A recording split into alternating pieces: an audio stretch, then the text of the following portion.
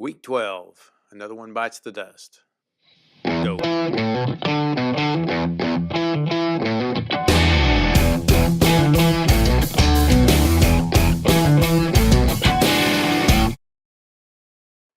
All right. Well, we're through week 12, and really pretty good week overall.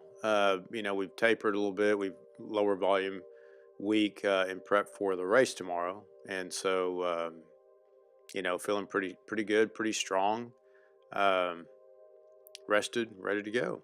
So with that, let's get to let me give you the recap on our week 12 mileage. The swim, we had 3,350 yards.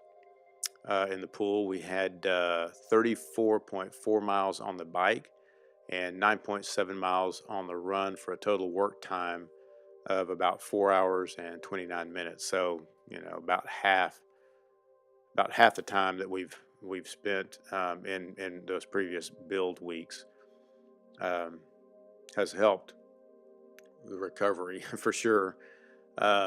Okay, so conditions, low volume week. Again, sort of a taper for this run race tomorrow. It's really amazing how your body recovers when you lay off like that. Your fitness comes back. Everything starts to feel better. You want to, your pace comes down a little bit.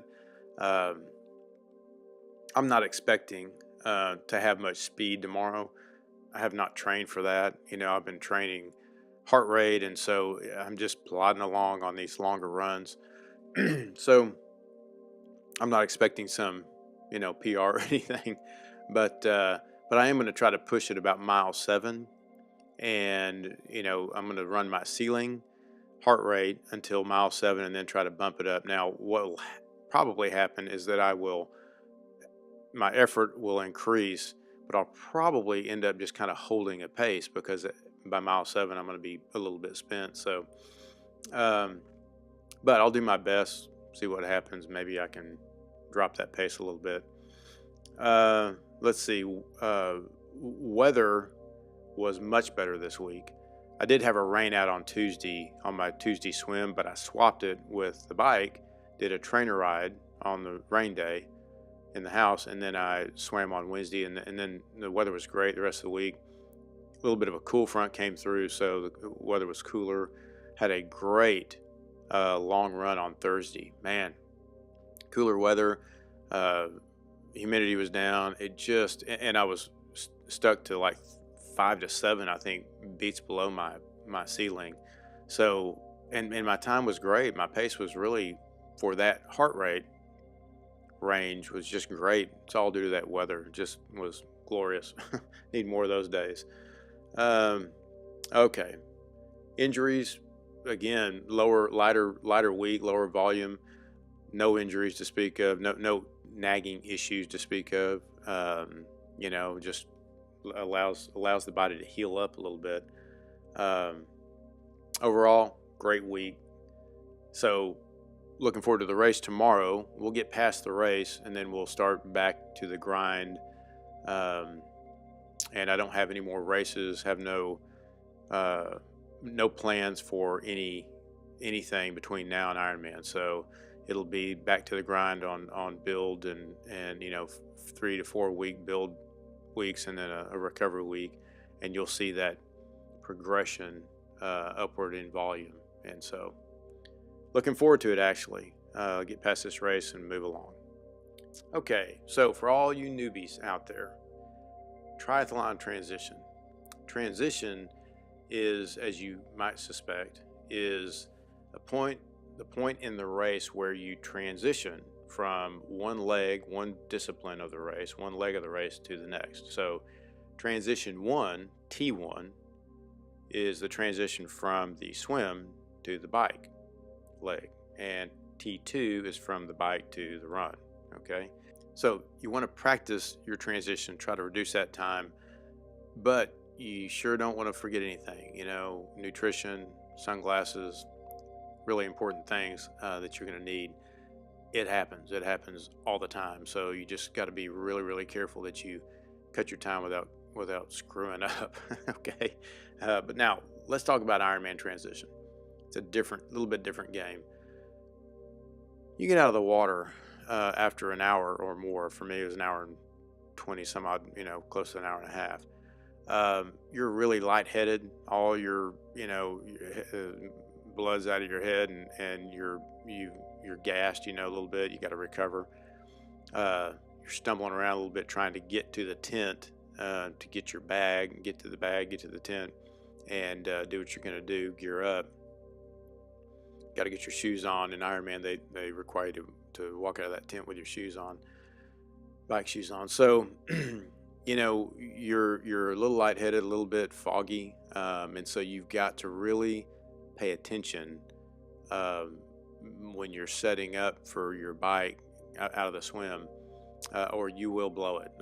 So I suggest that you make a list on your bag, in your bag, something that you have over the course of training, you will know everything you need and how you're going to set up for the race.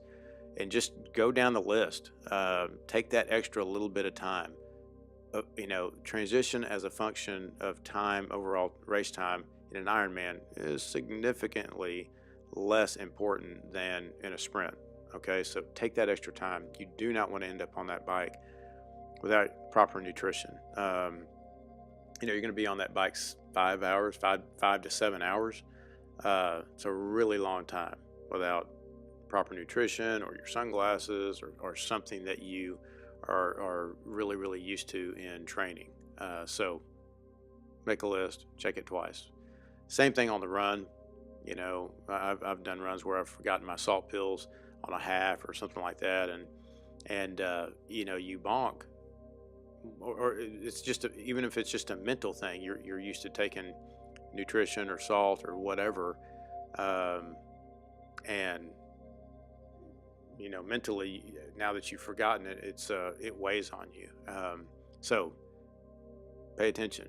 Don't do what I did in my Ironman race and get out of the tent and start my run, and I realized half mile in I got my bike gloves on. Okay, you look like a goober. That would be me. So pay attention. That's it. Just be judicious, but don't rush too much. Not an Ironman transition. Make sure you check your list, or you could be sorry. It's my Ironman tip of the week. Hope it helped. Well, before I wrap it up, I do want to remind you that we're doing these videos and training for Ironman to raise funds for Tying Vines, which is a U.S. nonprofit that is doing humanitarian work for Syrian refugees in Lebanon. I know you've heard that before, but I want to make sure that you hear it again, because that's why we're here to get you to the donate button. So if you would like to learn more about our cause or would like to donate, even guys, $50, dinner out with your wife or husband at a mediocre restaurant, $50 goes a really long way for these kids and these folks over there in these terrible camps. And so please check out my links below. You can go to our Ironman Foundation webpage, CrowdRise site, and hit that donate button. It'll take you 2 minutes. So if you like the video, be sure and give us a thumbs up and subscribe if you would like to watch our other videos, get tips and topics that we talk about for Ironman related things. Share them with your friends, anyone who might be interested in the sport or just in sport in general. We're trying to get the word out. So thank you for your help, and we will see you next time.